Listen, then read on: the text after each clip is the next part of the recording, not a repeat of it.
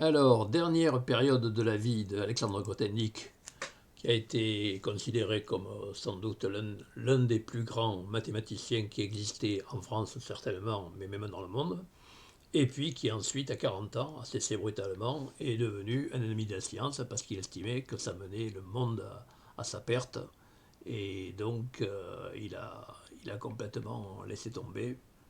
Et il est quand même arrivé à retomber sur ses pattes parce que c'était un gars qui avait beaucoup de bon sens et d'à-propos. Et il a eu un poste quand même qui lui a permis de vivre, de professeur à l'université de Montpellier. Alors, la dernière période de sa vie, c'est quand il a été ermite, c'est-à-dire que à la fin de sa vie, en 1988, il prend sa retraite dans le Vaucluse, alors il voulait plus aller à Montpellier puisqu'il était en conflit avec ses collègues, certains de ses collègues. Et puis, pas tous, hein, il était très bien avec d'autres. Et il avait beaucoup de droits sur les étudiants, hein, parce qu'il était un peu surpris par ce bonhomme, hein, et qui n'arrivait pas toujours à comprendre ni son niveau mathématique, ni le fait qu'il ait arrêté à 40 ans. Et en 1991, il se retire en Ariège, et il donne son adresse à personne. Et il coupe les ponts avec ses amis et avec ses enfants, alors ses amis dont j'étais, avec les enfants. Alors certains ont dit qu'il était atteint de paranoïa, bon je ne peux pas juger, mais en tout cas c'est sûr que c'était un peu curieux.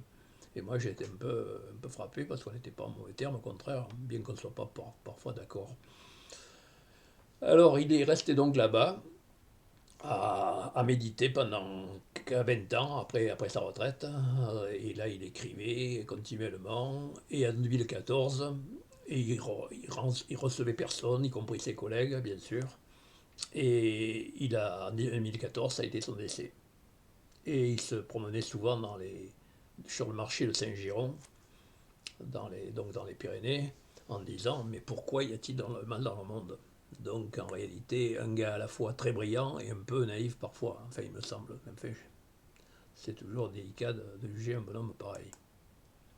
En tout cas, on le considère aujourd'hui comme un précurseur de l'écologie politique, parce qu'il était très en avance sur son époque. Et donc vous voyez par exemple à gauche là, un bouquin qui a été édité pour un peu expliquer ce qu'il avait fait, en particulier quand il animait la revue sur Vivre et Vivre, et puis un roman où il participe. Et puis, maintenant, c'est une sorte de légende, parce que c'est un parcours tellement extraordinaire que là, vous voyez un article dans la recherche, et donc tous les mathématiciens le connaissent, mais par contre, et il y a peu d'écolos qui le connaissent, et même pas d'anarchistes, alors que son père était sans doute le plus grand héros anarchiste, et lui a été, manifestement, bien que je n'ai jamais discuté avec lui sur ce point-là, c'était manifestement un anarchiste, un libertaire dans son comportement.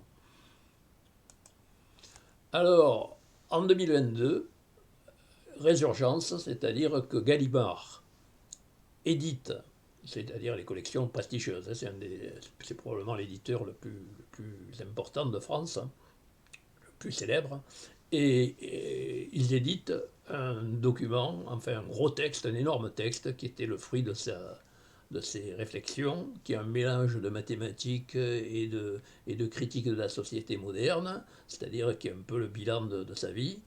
Et ce manuscrit était tellement gros et surprenant qu'on ne voyait pas à qui il pouvait s'adresser et qu'il a été refusé par tous les éditeurs son vivant.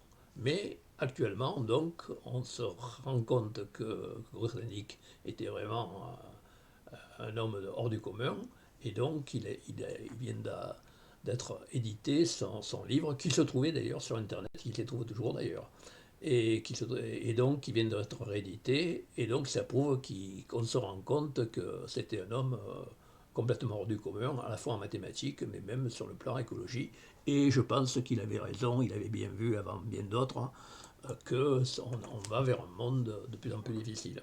En tout cas, voilà, merci de votre attention.